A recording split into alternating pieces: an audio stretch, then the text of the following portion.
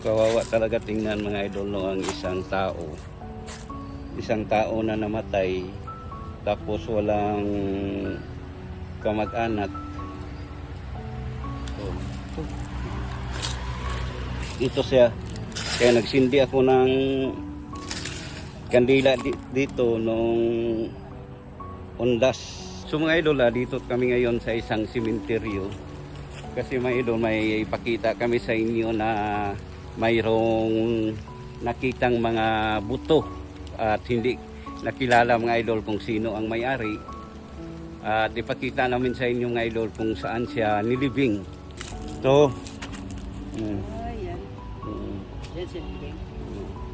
dati bro, sabi ng naglibing dito kasi sila ang nagtatrabaho kung mayroong trabaho dito sa sementeryo. May pangalan to bro, nilagay na, hindi pangalan niya. Anon lang ang nilagay nila. Kaya ngayon, nawala na yung part sa cross dito, hindi na makilala eh. So, kahoy din yung nilagay? Oo. Mga idol, ang nangyari, nakausap ko ang isang trabado dito sa isang sementeryo. Undas yun. Yung undas na dumadaan, November. Doon ako sa mga magulang ko. Dalaw ko, nakausap ko yung naglibing dito. Sabi niya, ito ang nangyari. Kinikwentuhan niya ako, pumunta kami dalawa dito at nagsindi na rin ako ng kandila.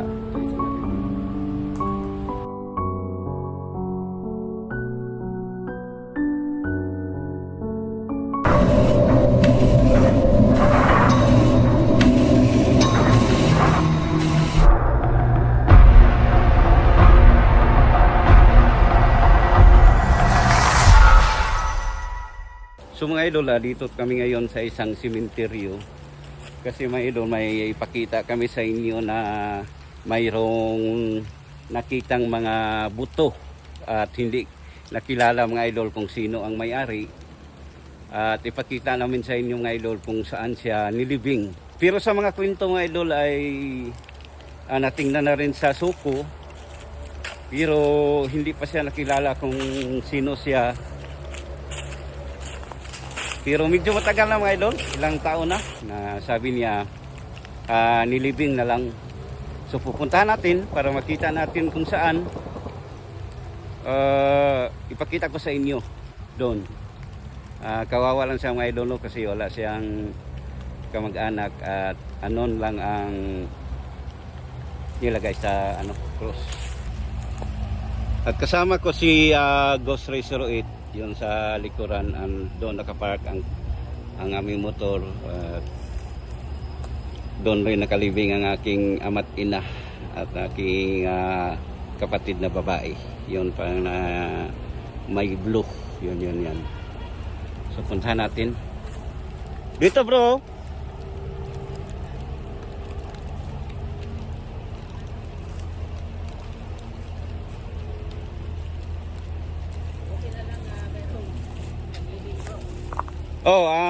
Mga kakilala ko rin bro na nandito sila sa sementeryo kasi sila ang, kung mayroong mga trabaho, sila ang magtatrabaho dito sa sementeryo. Pero sa kwento niya, tingin na rin ng suko. Yun nga, ang sabi niya, hindi talaga nakilala. Hindi nakilala kung sino? So nandun bro, puntahan natin kung saan siya nakalibing. So, hindi daw nakilala yung buto, kaya kinuha na lang doon sa nalagyan, dito na lang nilagay. Ano ka sa tingin mo bro? Ano nangyari doon? Yun ko bro, kay sabi lang hindi daw nakilala, mayroong nakakita na mayroong buto at report sila sa pulis. Yun. Wala na, buto na. Yun o. Pakita namin.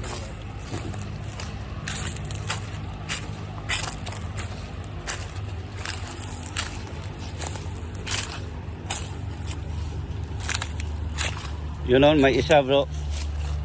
Yung isa, may cross. Nasa banda sa likod ng may mga nakalibing.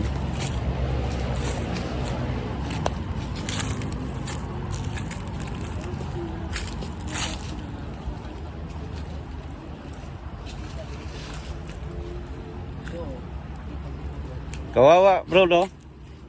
Kawawa talaga ang isang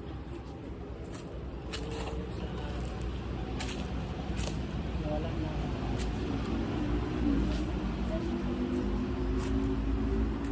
ito bro. Ito siya bro. Ito. Ayan. Mm. Yan si Libing. Mm. Ayan. Dati bro, sabi ng naglibing dito kasi sila ang nagtatrabaho kung mayroong trabaho dito sa sementeryo. Mm. May pangalan to bro, nilagay na, hindi pangalan niya. Anon lang ang nilagay nila. Ano? Anon lang ang nilagay nila. Kaya ngayon, nawala na yung Wala na. part sa cross dito, hindi na makilala eh. So kahoy din yung nilagay. Oo. Ano bro, yung undas lang, bago lang. Ay, undas nangyari? Hindi, Nilibing? pumunta ako dito bro at nagsindi ako ng kandila dito. Ay. Mm. Puntahan mo. Kasi doon man kalibing ang aking mga magulang. Oo. So nalaman niya kasi na Mm. itong buto na to ay hindi kilala. Oo. Napakabait SARS, pinuntahan niya. Mm. So dito mga idol, ang nangyari, nakausap ko ang isang trabador dito sa isang sementeryo. Undas yun. Yung undas na dumadaan, November. Doon ako sa mga magulang ko. Nagdalaw ko, nakausap ko yung naglibing dito. Sabi niya, ito ang nangyari. Kinikwentuhan niya ako, pumunta kaming dalawa dito at nagsindi na rin ako ng kandila. Ito na rin. Kawawa talaga tingnan bro nung living na walang mga kamag-anak lumalaw, no? Diba? Tulad yan, hindi na kilala. Hindi na. Ano natin yan, tawagin. No? Tinanong ko bro, yung nakausap ko, kung ano, lalaki ba o babae. Sabi niya, hindi daw niya alam kung ano, lalaki o babae. Oo, ito na eh. Mm. So dito na lang nila nilibing. Sabi niya, may simento. Oh, may simento. Mm. Pero anon ang nakalagay dito sa cross niya. Unknown. Unknown. So walang Hindi ito na. walang identity. Identity. Mm. Identity. Walang identity niya kung sino siya. Pero sabi niya bro, mga ano pa? Basta kay 2012 o 15 baka. Sa Dugay na. Medyo matagal na. Sabi niya. Hindi kaya, ano yan? Yung sira ulo. Yung dati na dito nakatira. May kasi dito mga kaibig ng katira dito. Isang lalaki na yung pagkain niya yung kinukuha lang niya dito sa mayroong mga... Pero sa kwento niya bro, hindi. Sa kwento niya, hindi daw. Hindi daw? Hindi, iba. Iba. Doon banda, iwan ko kung saan na part, basta nakita nila, hindi dito sa loob sa sementeryo. Sa labas, Doon na sa may balite siguro. siguro doon, banda. Dito mga kaibig. Sa naalala niyo, yung magpuno yan ng malaki. Isang malaking balite yan. At dyan banda, sa likuran, yung sa dyan ang napakaraming Hindi na mabilang bro eh. hindi na mabilang. Hmm. Yung- Na-accident. Oh, yung hindi pa nakakita mga kaidol no, sa na-vlog kasi namin yan, yung actual yung pinuntahan namin.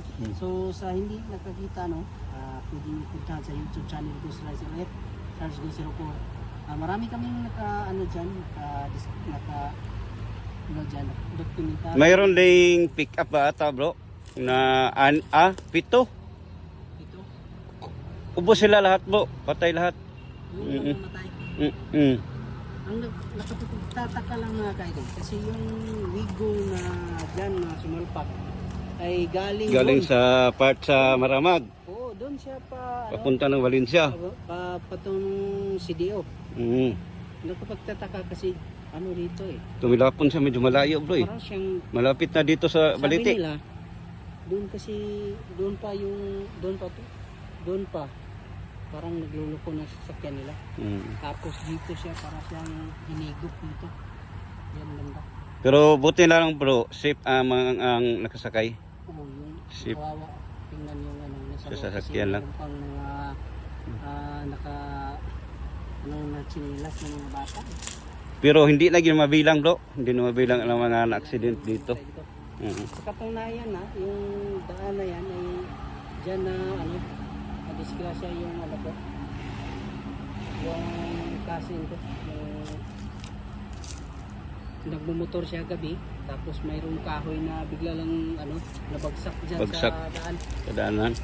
Oo, nakapagtataka kung bakit nangyari yun kasi hindi naman masyadong malakas ang ulan, hangin, sakto lang. Naalala mo bro, yung nangyari matagal na ata, mga 15 years. Yung babae bro na parang ni-rape. Diyan ang... Babae? Oh, diyan sa may function. Pero para sasabi nila bro, diyan na lang nilagay. Tama ba? Ni-rape yung babae tapos Siguro. pinatay? Oh, pero sa kwento parang diyan na lang, gilabay na lang diya ba? Ah, hindi dyan ni-rape. Mm. So, tinapon dyan. O tinapon diyan, tuwan siya sa pansyon. So kawawa talaga tingnan mga idol no, ang isang tao na namatay tapos walang kamag-anak. So, ito siya, kaya nagsindi ako ng kandila dito nung undas yan.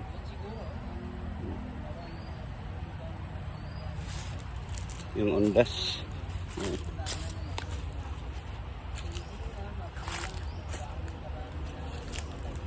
Mayroon pang isa akong nakita na libing bro na parang wala nang dumadalaw, bata eh. Yun banda sa likuran ng libing ng aking magulang. Nagtaka ako bro kasi naglinis ako ng damo kasi mag-ihaw kami ng isda. Mayroong simento na, Bungkal mo? oh, liit lang. Parang bata eh. Every undas, tirikan ko ng kandila. So ngayon parang nawala na eh. Hindi ko na tunto na. Yung living? Oo, hanapin natin doon bro. Kasi papunta tayo doon sa... Mabuti na gano'n dito na nangyari. Kasi dati. Hanapin natin bro. Pero ito na sementeryo bro, marami na ang mga nagsabi na mayroon talaga silang naramdaman dito. Nakakita pa sila na white lady. Si Brian bro, yung kasama natin. Oh, diyan sa banda sa may entrance. Siguro mga 7 to 8 PM. Habang nag-drive siya bro sa kanyang sasakyan. Dumaan siya doon. Oh, ang bata bro, bigla na lang tumawid sa kalsada. Nagulat siya eh, pero parang tinitingnan niya bro, nawala. Bigla na lang nawala. Marami din kabalasan dito. Tapos, kinausap ko si bro Brian na bro, pwede natin balikan ng gabi. Sabi ng kanyang partner, ayaw ang tsako. Oh. Yung isa lang dyan bro. Isa lang siya nakalibing dyan. Ay, no?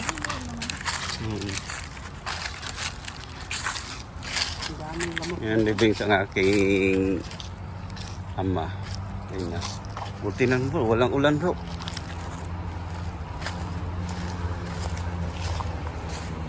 Titikan ka, bro. Ha? Titikan to no? Dire bro, dire to ako makitaan perminti bro. Oh, dianing nga side. Wala gid sa bro, pila na lang kakalag-kalag bay. Kanang mga pila ka undas ngagi, wala gid modagkot. So ako ra gid ang nakakuan. Nya karon nalimtan ako simento to sa bro. Kaya, Dianing nga side. inukay na yon. Bata, umbot na ka kay sagbot man. Ito libing ng aking pinsan. Pinsan na yan. Oh, pinsan ko bro. So ito, lagay muna natin ang ating cellphone. Maglinis tayo, linis. Maglinis muna ako bro. Yung kahoy bro, dito bro, dito. Dito yung anak winil. Dito yung anak winil. Tapos may tinuturo sa banda. Sabay kahoy. Yan. Kung sa may kahoy. May kung talaga sa nakita bro. Kung saan ka doon, kung saan kita sa bata.